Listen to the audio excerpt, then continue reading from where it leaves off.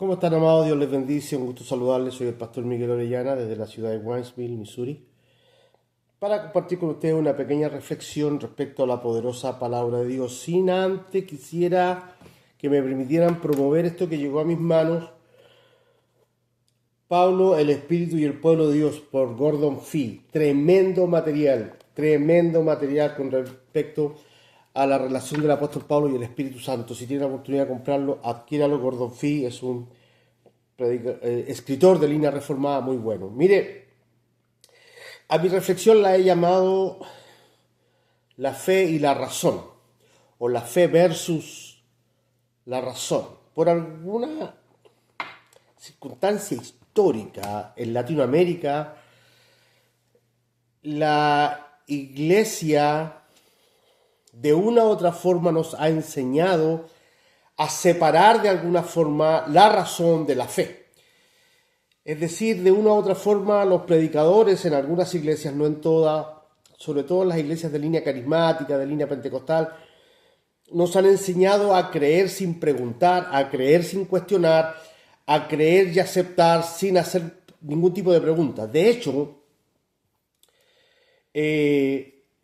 recuerdo en mi juventud en Santiago de Chile, cuando empecé a tener algunas inquietudes y hacer algunas preguntas, se me llegó a acusar de tener un espíritu de rebeldía, que tenía el espíritu de Absalón y que no sé qué otro espíritu me había entrado.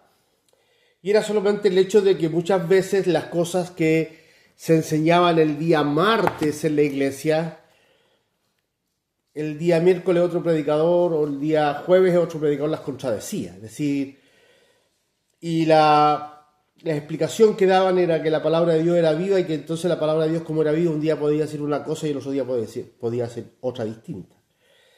Y esto generó mucho cuestionamiento no solo en mí, como joven en aquella época. Creo que hay un mensaje bíblico que de una u otra forma coarta nuestra capacidad de análisis. Y inclusive se llegó y se ha llegado a pensar, y todavía en algunos lugares se piensa, sobre todo en Latinoamérica, que estudiar teología de manera formal, estudiar teología en un seminario serio, le resta espiritualidad al creyente. Es decir, que nos convertimos en hombres intelectualmente capacitados, pero espiritualmente muy pobres, que el conocimiento profundo de la palabra de Dios lo único que hace de nosotros gente con mucha cabeza y con poco espíritu, con poco cuerpo, que perdemos las experiencias espirituales en Cristo. Esa es la acusación que se nos hace los que de alguna u otra forma no hemos querido preparar. Entonces hay una especie de separación entre la razón, el conocimiento, el entender las cosas y la fe. Porque se supone que un hombre de fe es un hombre espiritual. Y un hombre espiritual cree todo lo que le dicen sin cuestionar nada. Y repito, cuando alguien comienza a analizar y a ver que hay cosas que se nos están enseñando que no son correctas o no están claras a la luz de la palabra, esa persona se convierte en un rebelde, en la oveja negra de la iglesia. Yo quisiera invitarles a leer una pequeña porción escrita por un médico, un hombre académico, una persona ilustrada. Y este pedacito que vamos a leer es una carta de un médico que le escribe a un amigo. Y este pedacito que les voy a leer de esta carta escrita por un médico a un amigo nos va a decir mucho respecto a la fe, la razón y la espiritualidad. Lucas capítulo 1, por favor. Evangelio de Lucas capítulo 1 dice: por cuanto muchos han tratado de poner en orden y escribir una historia de las cosas que entre nosotros son ciertas, tal como nos las dieron a conocer los que desde el principio fueron testigos oculares y ministros de la palabra, también a mí me ha parecido conveniente, después de haberlo investigado todo con diligencia desde el principio, escribírtelas ordenadamente, excelentísimo Teófilo, para que sepas la verdad precisa acerca de las cosas que te han sido enseñadas. Lucas está escribiéndole el Evangelio de Lucas, que en ese momento era solo una carta, no se conocía como el Evangelio de Lucas, a un amigo personal llamado Teófilo. ¿Qué sabemos de Teófilo? Prácticamente nada. Algunos creen que pudo haber sido algún maestro de la escuela de medicinas, a un hombre muy importante en la escuela de medicinas por el trato que le da. Oh, excelentísimo Teófilo. Otros creen que podría haber sido algún político o algún hombre de importancia social, algún amigo personal. Lo único que sabemos de él es que su nombre en griego es Hijo de Dios, Teófilo.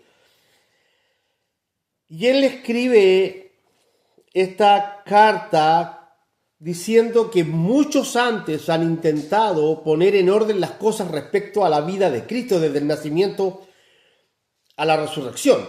Muchos otros han intentado. Y cuando dice muchos otros, no se refiere a Marcos, a Mateos y a Juan. Se refiere a muchos otros.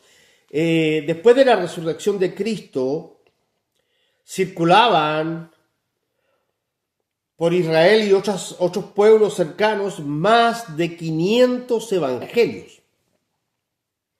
Porque muchas de las personas que tuvieron un encuentro personal con Cristo y vivieron alguna experiencia poderosa con el Señor, como sanidades, milagros, resurrección, lo que haya ocurrido en el encuentro con Cristo, esta gente de alguna forma trató de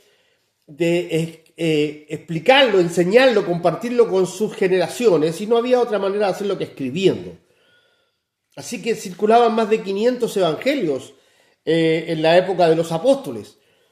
Seguramente que Zaqueo, seguramente que Nicodemo, seguramente que alguno de los leprosos quiso escribir su propia experiencia. Quizás las hermanas de Lázaro quisieron escribir. Dios permitió que solo 4 escritores permanecieran entre nosotros hasta el día de hoy: Mateo, Marcos, Lucas y Juan. Por eso Lucas dice: muchos han intentado. Y me ha parecido a mí también poner en orden prácticamente cronológico los acontecimientos, queridísimo Teófilo. Ahora, ¿quién es este escritor? Es un hombre culto, es un médico. No solamente es un médico, que ya lo hace un hombre culto, un hombre educado, sino además es griego. Y ser griego en la época de los apóstoles era realmente ser una persona de un intelecto bastante superior a los demás. De hecho, los romanos, cuando tomaron el control del mundo civilizado, contrataban griegos o esclavizaban griegos para que educaran a sus hijos.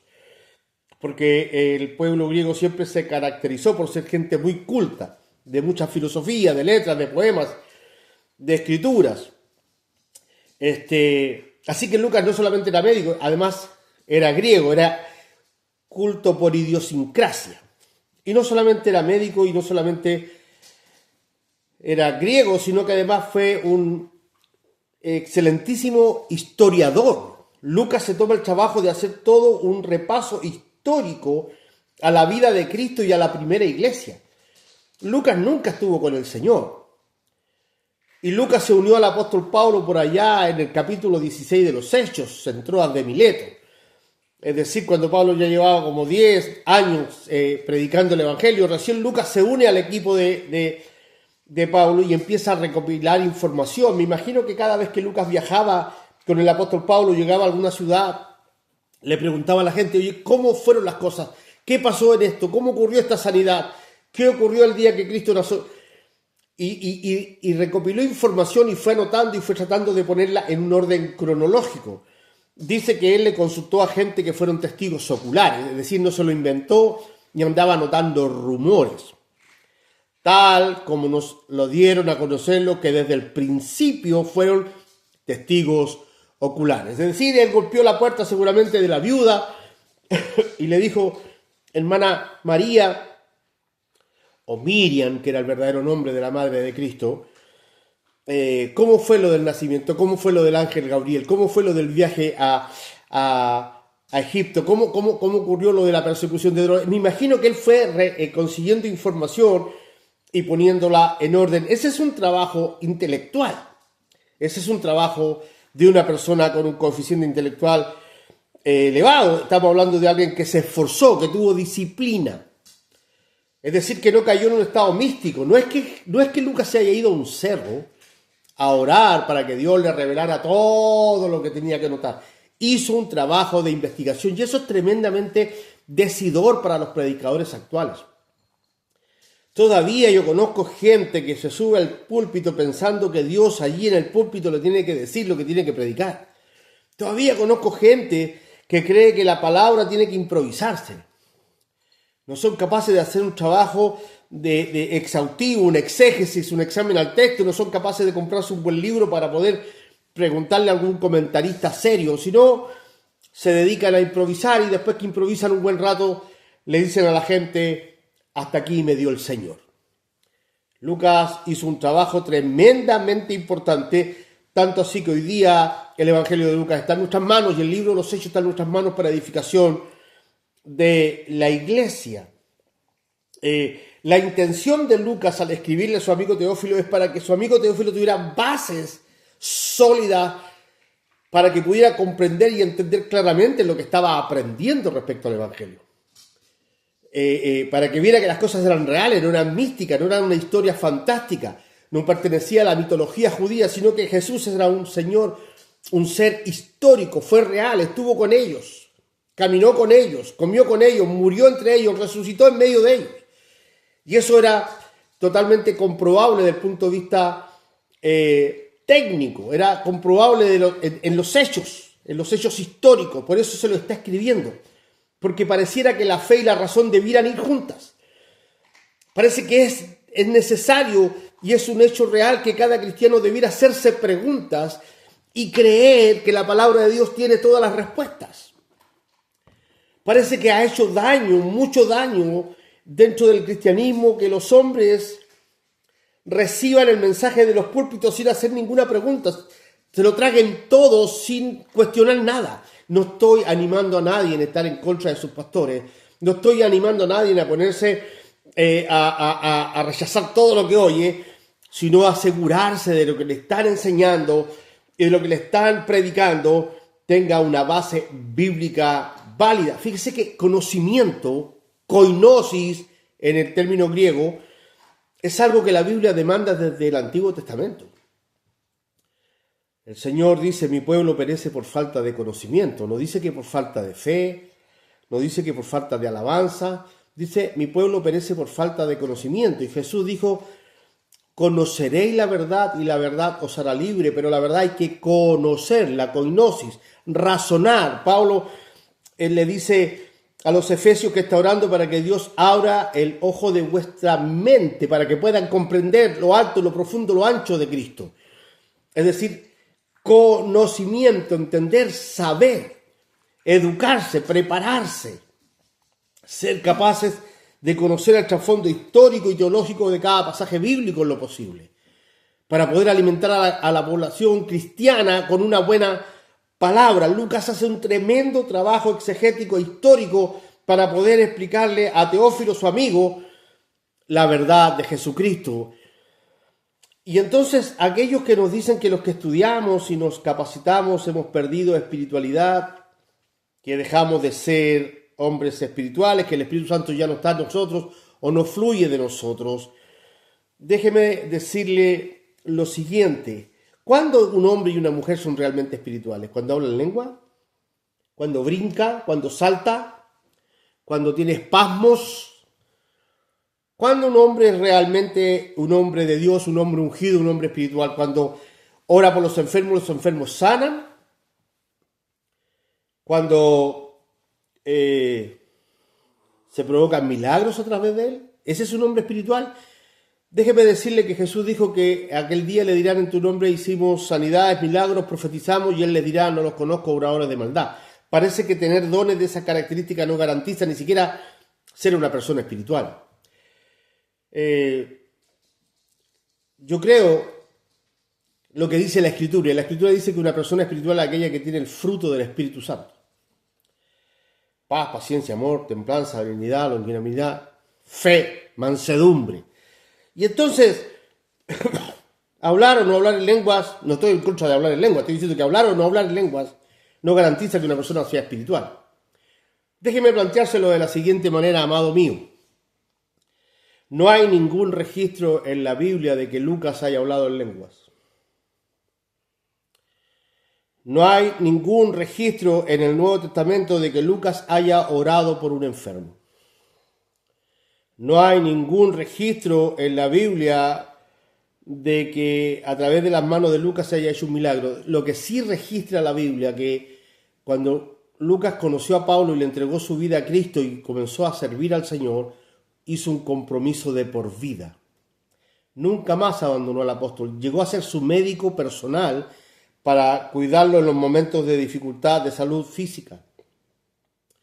Y es tanto que cuando Pablo es encarcelado en Roma, Lucas se hace pasar por esclavo de Pablo para poder que le permitieran a los romanos estar en la cárcel con él. Cuando Pablo le escribe a Timoteo, le dice, solo Lucas está conmigo. ¿Qué hacía Lucas, un griego, en la cárcel con Pablo? Bueno, los historiadores dicen que se hizo pasar por esclavo porque se les permitía a los hombres ricos tener un esclavo en la cárcel para que lo pudiera atender. Eso es ser espiritual. No andar saltando en la iglesia, no andar pegando brincos en las iglesias, no andar teniendo espasmos en las iglesias. Eso no es espiritualidad. Eso es espiritismo. Eso es ser espirituado. Un hombre espiritual, una mujer espiritual es un hombre y una mujer que viven el Evangelio conforme a las Escrituras sin hacer demasiado aspaviento emocional, sin tanta actitud sensitiva. Lucas fue usado poderosamente por el Señor, lo que lo convierte en un hombre tremendamente espiritual, para recopilar información, ponerla en orden y hacerla escrita para luego usted y yo nos pudiéramos gozar en la poderosa palabra del Señor. Esa es una persona espiritual. Alguien que se compromete con el Evangelio, que da la vida por el Evangelio, que se prepara para predicar el Evangelio y que muestra con una actitud de compromiso y de fe en el Señor que ha nacido de nuevo. Dios les bendiga. Un fuerte abrazo.